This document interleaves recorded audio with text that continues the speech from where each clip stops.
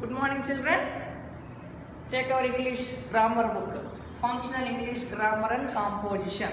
In this first chapter, already we have started first chapter, the sentence. I told what is sentence, or how to form the sentence, formation of the sentence, and rules and regulations of the sentence. All these things I have explained to you in previous class, and we have done this one homework also. This one, see, and next page number 8 only. Today's class is about phrases. What is called phrases? Phrase is singular and phrases plural. What is called phrase or what are called phrases? Page number 8 and 9, children. Okay? Our English is grammar book only. See, learn more phrases. What is called phrase? See here they have given. Look at these groups of words below. What are the words they have given? In the north.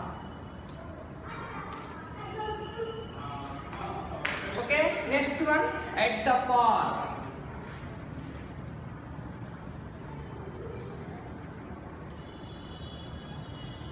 At the park. Next, in the wind.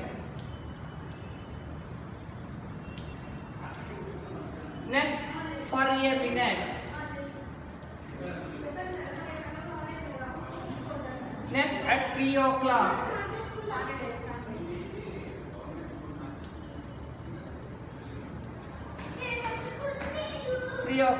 By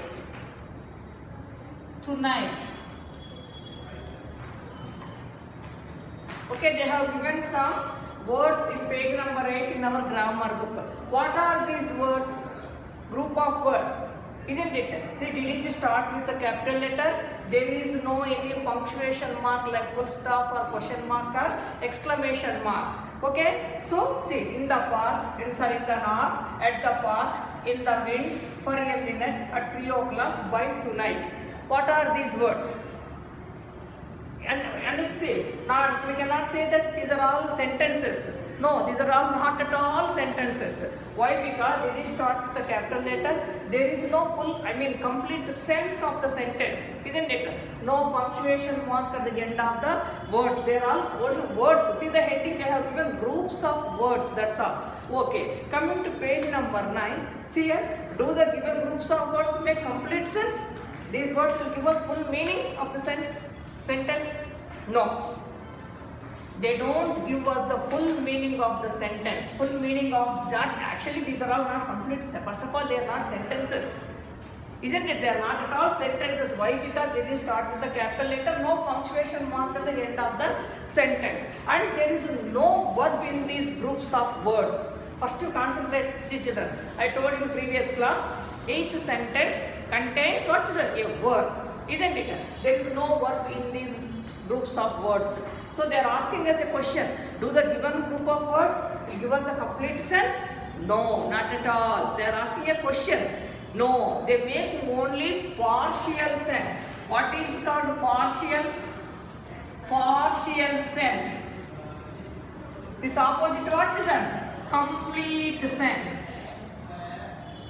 Complete sense. Isn't it? A full sentence, correct sentence will give us complete sense. Partial sentence, so these words are giving us partial sense. Partial means what? A part. A small part only give us the meaning. That's all. There is no full meaning of in these words, children. See, partial sense, hence they are not sentences. All these are all not sentences, children. Why? They don't give us complete sense. There is no capital letter in this one. There is no noun or pronoun at all. And there is no punctuation mark at the end of the sentence. And one more important rule, there is no verb in these groups of words, children. So, they are not at all sentences. They are giving us only partial sense. Partial means what? A part of sense. A part of meaning in these groups of words. Not complete sense, children. Only partial. Partial means a part. That's all. Okay, see. They are not sentences. These are all not at all sentences. Not sentences, children. Then what are these? Then what are these? When they are not sentences, when they are not giving complete sense or full meaning, then what are they? They are such group of words that do not make complete sense but express what children? Partial sense, means a part of sense. Part of sense means less meaning of these group of words. Part of partial sense are called phrases, children. What children? Phrases. Phrase is singular, phrases plural. These phrases don't contain any verb, children. That's what these type of group of words are called phrases, which do not start with the what? They didn't start with a capital letter and there is no any punctuation mark. So they are not at all sentences. They don't give us complete sense, means meaning of these group words. Only they give us partial sense, means part of the meaning of this group of words. Now coming to see children. Now a phrase does not contain a verb. I told you there is no verb, any action word or doing. What doing means going or coming, eating, sleeping, writing, listening, walking, laughing. There is not even a single verb in these given groups of words, children. Understood? Which give us only partial sense, means part of sense, I mean less. Okay? And next, which don't give us complete sense and don't have any verb, any punctuation mark at the end of these groups of words are called phrases. Now what is the main difference between a phrase and a sentence, children? See here.